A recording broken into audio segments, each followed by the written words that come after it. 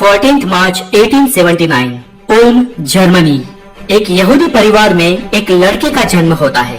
पिता का नाम हर्मन आइंस्टाइन और माँ पॉलियन आइंस्टाइन। लड़का बड़ा जिद्दी और अपने जन्म के काफी समय बाद बोलना सीखा था। ये लड़का पढ़ाई में इतना अच्छा नहीं था। कुछ शिक्षक और दोस्त लोग तो उसे मंद बुद्धि कहकर पुकारते थे। एक शिक्षक ने तो उसे एडवांस में ही बोल दिया था कि बेटा तू अपने जीवन में कुछ ना कर पाएगा। पता नहीं उस दिन से उसे उस शिक्षक के शब्दों का बुरा लगा या क्या, लेकिन इस पूरी मैटर को उस लड़के ने सीरियसली ले लिया। प्रतिभा तो थी ही उसमें, पर अब वो अपनी प्रतिभा का उपयोग करना सीख गया। उसने कड़ी मेहनत की और इतिहास गवाह है कि वो बच्चा सुपर ब्रेन साबित हुआ। दुनिया का सबसे बुद्धिशाली इंसान जो तब भी था और आज भी रिकॉर्ड कायम है। नाम है sir Albert Einstein. Sir Albert Einstein की बुद्धि प्रतिभा इतनी उच्च थी कि वो दुनिया के सबसे जीनियस इंसान माने जाते हैं और उनके जन्मदिन को जीनियस डे के रूप में मनाया जाता है। हालांकि उनकी याददाश्त बहुत कमजोर थी। उन्हें आंकड़े और कठिन शब्दों को याद रखने में परेशानी होती थी। एक मजे की बात कहूँ तो उनके टॉयलेट में हमेशा एक पेन और एक नोट हुआ करते थे और आइंस्टाइन को शौचालय में जो भी आइडिया सोचता वो वहाँ लिख लेते ताकि बाद में वो उसे भूल न जाए। वो हमेशा अपने आइडियाज की नोट बनाते थे। तो अब अगर आप में से किसी के दिमाग में ये सवाल उठा हो कि इतनी कम याददाश्त के बावजूद भी वो जीनियस कैसे हुए, तो दोस्तों यहाँ पर बता दूं कि हमारी याद शक्ति हमारी प्रतिभा नहीं होती और न ही वो हमारी बुद्धि होती है। वो तो बस हमारी मेमोरीज होती है। हमें जीनियस हमारी याददाश्त नहीं बल्कि कुछ और चीजें बनाती है और उनमें से एक है हमारा बुद्धिआंक। सर एल्बर्ट आइंस्टाइन का बुद्धिआंक 160 से 190 के बीच था। आमतौर पर 140 को अति प्रतिभाशाली आईक्यू माना जाता है, लेकिन दोस्तों सिर्फ हाई आईक्यू होने से काम नहीं चलता। आईक्यू तो क्रिस्टोफर माइकल का भी 190 से ऊपर था और विलियम जेम्स सीरीज का तो 250 से भी ऊपर था। पर जीनियस प्रतिभा बनने के लिए आईक्यू के साथ एक और चीज भी होनी चाहिए दोस्तों, और वो है अपार क्रिएटिविटी जो सब में नहीं होती। और सर आइंस्टाइन के पास तो आईक्यू और क्रिएटिविटी दोनों ही थे। पर आइंस्टाइन हमेशा कहते थे कि इस धरती का प्रत्येक जीव अपने अपने कार्यक्षेत्र में जीनियस है, बशर्ते आप मछली को पेड़ पर रहने के लिए ना कहो पर बंदर को दरिया में, क्योंकि ये दोनों ही काम उन दोनों जीवों के कार्यक्षेत्र से बाहर है। कुछ समय बाद आइंस्टाइन स्विट्जरलैंड पढ़ने के लिए जाते हैं, स्विस फेडरल पॉलिटेक्निक स्कूल, और इस जगह वो अपनी होने वाली पत्नी मेलेविया मैरिक से भी मिलते हैं। पॉलिटेक्निक स्कूल में डिग्री लेने के बाद 23 साल की उम्र में आइंस्टाइन मैरिक के साथ शादी कर लेते हैं और उसके बाद उन्होंने वहाँ पे पैटर्न रजिस्ट्रेशन ऑफिस में जॉब करना शुरू किया। वहाँ पर उनका काम अलग अलग बेचेबाज लोगों के रिसर्च पैटर्न को निरीक्षण करने का था।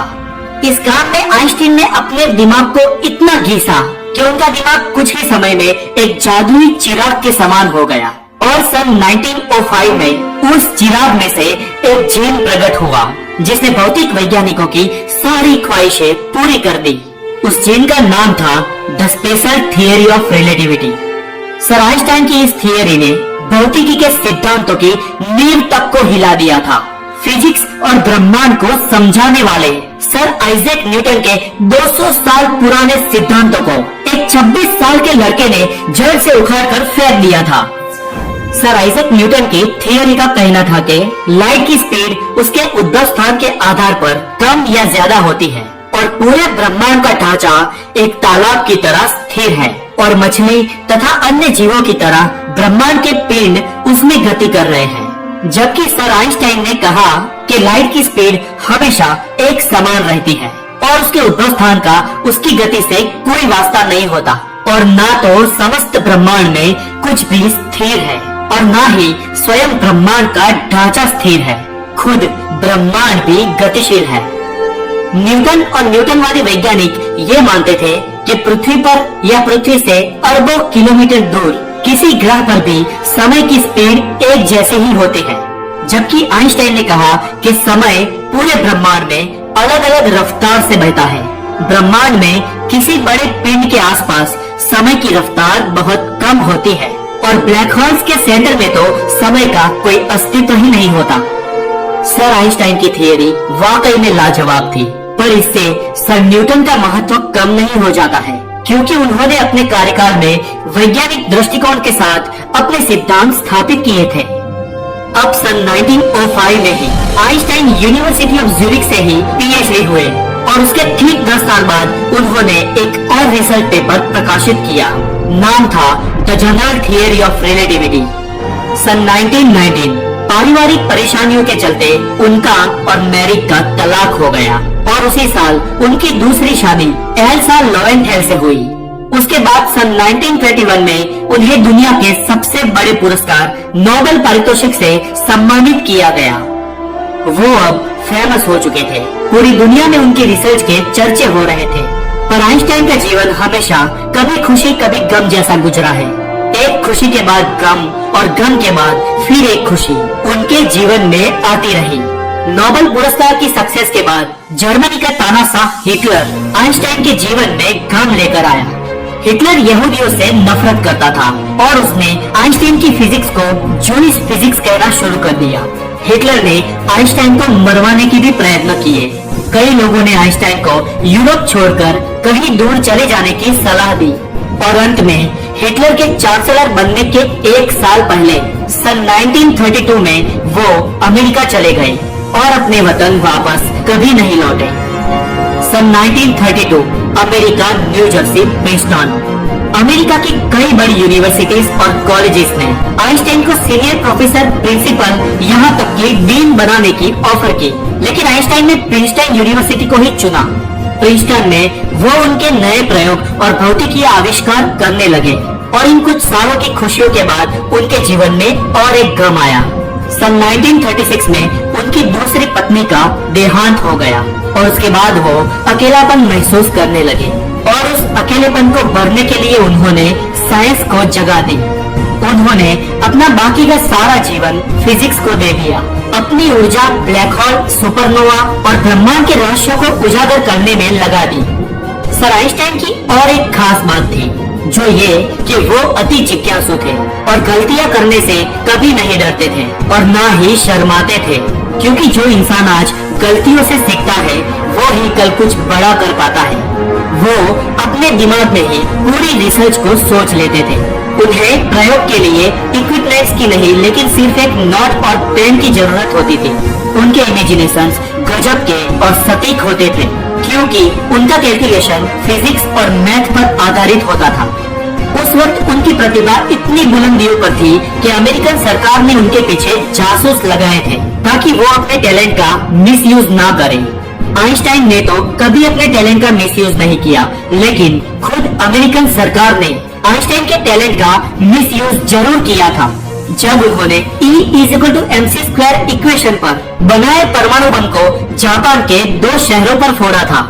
परमाणु बम के हमले ने आइंस्टाइन को अंदर से हिला दिया था। उन्होंने कभी ये सोचा भी नहीं था कि लोगों का भला करने वाला साइंस इस हद तक घातक साबित होगा। आइंस्टाइन कहते हैं कि उनके जीवन में सबसे बड़ा दुख उन्हें इस न्यूक्लियर अटैक के कारण हुआ।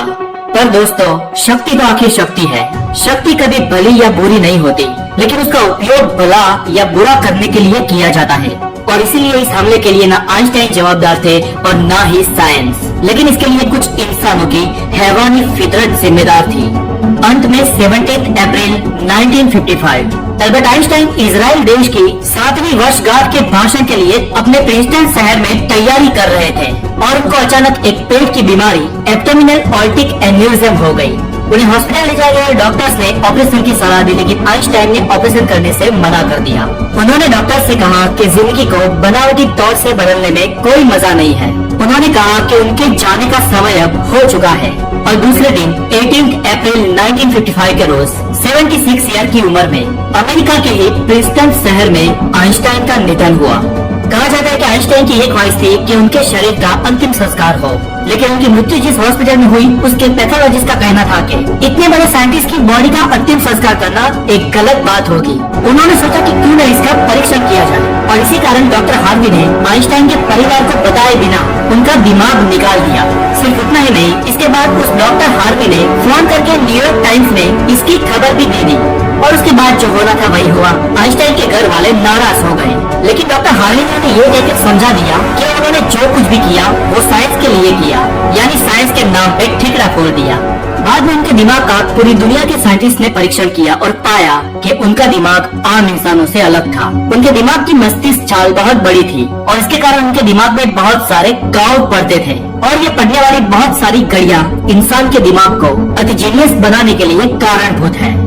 आज हम हमारे आम जीवन में जो वैज्ञानिक आविष्कारों का उपयोग कर रहे हैं, उनमें सर अल्बर्ट आइंस्टाइन के सिद्धांतों का सबसे बड़ा योगदान है, और उन्हीं के सिद्धांतों के कारण आज हम ब्रह्मांड के कई रहस्यों को उजागर कर पाए हैं। तो दोस्तों, आज के लिए इतना ही। सर अल्बर्ट आइंस्टाइन की ये वीडियो आपको कैसी लगी हमें कमेंट में जरूर बताएं, और इस वीडियो को हो सके इतने लाइक और हो सके वहां तक